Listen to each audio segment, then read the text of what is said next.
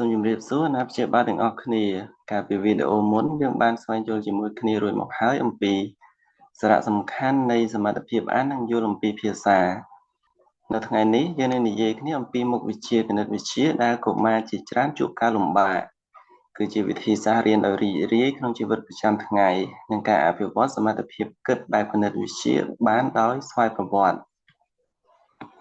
វាពិតជាងាយស្រួលដែលយើងគិតថាខួរក្បាលដែលពូកែគណិតវិទ្យាគឺកើតមានតាំងពីកំណើតប៉ុន្តែសមត្ថភាពគណិតវិទ្យាគឺលើសពីការគិតលេខដែលធម្មតាទៅទៀតវាគឺជាសមត្ថភាពក្នុងការវិភាគនិងដោះស្រាយបញ្ហាជាក់លាក់ណាមួយហើយសមត្ថភាពគិតបែបគណិតវិទ្យានេះគឺវាអាចអភិវឌ្ឍគ្រប់គ្រាន់តាមរយៈបទពិសោធន៍ប្រចាំថ្ងៃ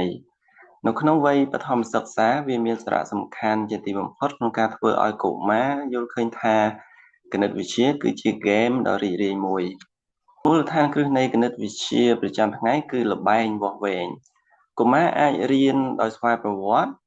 ជាឯកតាដូចជាការវាស់វែងឬទម្ងន់នៃវត្ថុដែលពួកគេចូលចិត្តជាពិសេសនៅពេលដែលចម្អិនអាហារជាមួយឪពុកម្ដាយការវាស់បរិមាណទឹកឬក៏ម្សៅជាមួយនឹងពែងវាស់គឺជាវិធីសាស្ត្រដ៏ល្អដើម្បីរៀនអំពីការវាស់វែងនិងសមាមាត្រការចាប់ផ្ដើមនៃការគិតដែលសមហេតុផលនៃការស្វែងយល់ការបែងចែកនិងគំរូនៅពេលដែលបោកគក់ឬរៀបចំរបស់របរក្មេងលេងសូមព្យាយាមឲ្យកូនរបស់លោកអ្នកជាអ្នកតម្រៀបវត្ថុតាមពណ៌រូបរាងទំហំឬលក្ខណៈវិនិច្ឆ័យផ្សេងទៀតជាដើមលើសពីនេះតាមរយៈការធ្វើជាគំរូឬក៏លំនាំអ្វីមួយដូចជាប្រតិទិនឬការរចនាម៉ូដអគារកុមារអាចអភិវឌ្ឍសមត្ថភាពក្នុងការយល់អំពីទំនាក់ទំនងរវាងវត្ថុនិងការធ្វើការគិតសមហេតុផលគំនិតទំនាក់ទំនងជាមួយនឹងលុយនិងពេលវេលាគឺជាសមត្ថភាពដ៏សំខាន់ជាទីបំផុតសម្រាប់ជីវិតរស់នៅប្រចាំថ្ងៃសូមឲ្យកូនរបស់លោកអ្នកទទួលបានបទពិសោធន៍គណិតវិទ្យាខាងសេដ្ឋកិច្ចជាស្វ័យប្រវត្តិដោយប្រៀបធៀបតម្លៃនិងការគណនាលុយនៅក្នុងទីផ្សារជាដើមលើសពីនេះការរៀបចំផែនការធ្វើកិច្ចការផ្ទះម៉ោងលេងជាមួយគ្នានិងការរៀនគ្រប់គ្រងពេលវេលាដោយលំដាប់លំដោយគឺមានសារៈសំខាន់ខ្លាំងណាស់សម្រាប់ការអភិវឌ្ឍនូវសមត្ថភាពគិតបែបគណិតវិទ្យាវិធីសាស្ត្រនៃការសន្ទនារបស់ឪពុកម្ដាយគឺអាចជួយអភិវឌ្ឍនូវសមត្ថភាពគិតបែបគណិតវិទ្យារបស់កុមារបានសូមជួយជំរុញពីដំណើរការគិតរបស់កុមារដោយសួរថាតើកូនចង់ដោះស្រាយបញ្ហានេះយ៉ាងដូចម្តេចមូលហេតុអ្វីបានជាកូនគិតបែបនោះជាជាងសួរថាចម្លើយគឺជាអ្វីប្រសិនបើជួយលើកទឹកចិត្តដើម្បីឲ្យសាកគិតពីវិធីសាស្ត្រផ្សេងៗទៀតអំពីបញ្ហាមួយនោះគឺអាចបង្កើតនូវតក្កវិជ្ជារបស់កុមារបានទៀតផងហ្គេមគឺជាឧបករណ៍ដ៏ល្អបំផុតសម្រាប់សិក្សាគណិតវិទ្យា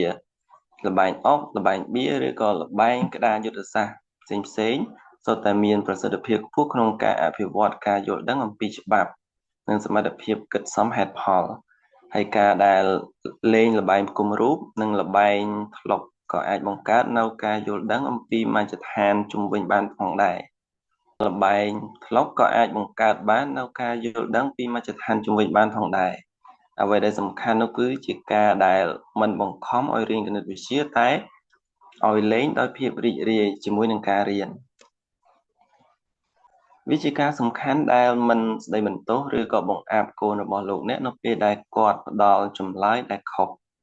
សូមលើកទឹកចិត្តពួកគេដោយនិយាយថាមិនអីទេកូនអាចរៀនពីកំហុសរបស់កូននេះបាន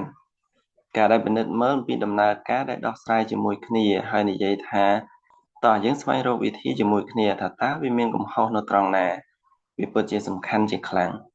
ការកាត់បន្ថយនូវភាពភ័យខ្លាចអំពីគណិតវិទ្យា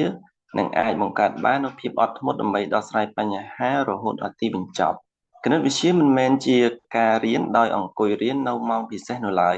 ប៉ុន្តែវាជាមុខវិជ្ជាមួយដែលប្រាប់ពីវិធីសាស្ត្រដែលយល់ដឹងពីពិភពលោកយ៉ាងនេះការអប់រំដ៏ល្អបំផុតនោះគឺនៅពេលដែលឪពុកម្ដាយយល់ថាកូនរបស់ខ្លួនចាប់អារម្មណ៍និងរីករាយជាមួយនឹងការរៀនគណិតវិទ្យានៅក្នុងជីវិតប្រចាំថ្ងៃសូមកុំសំចៃទុកនៅការសរសើរនិងការលើកទឹកចិត្តចំពោះសំណួរឬការរកឃើញអ្វីថ្មីៗសូម្បីតែរឿងទាំងនោះជារឿងដ៏តូចតាចរបស់កុមារក៏ដោយ យើងខ្ញុំសង្ឃឹមថាវីដេអូនៅថ្ងៃនេះបានជួយលោកអ្នកអភិវឌ្ឍនូវសមត្ថភាពគិតបែបគណិតវិទ្យាក្នុងជីវិតប្រចាំថ្ងៃបានក្នុងវីដេអូក្រោយយើងនឹងសិក្សាជាមួយគ្នាអំពីការរៀនបូកលេខដោយលេងជាមួយតួលេខជាវិធីសាស្ត្របង្រៀនអនុវត្តដំបូងដែលជួយដល់លោកអ្នកជួបគ្នានៅវីដេអូក្រោយសូមអរគុណ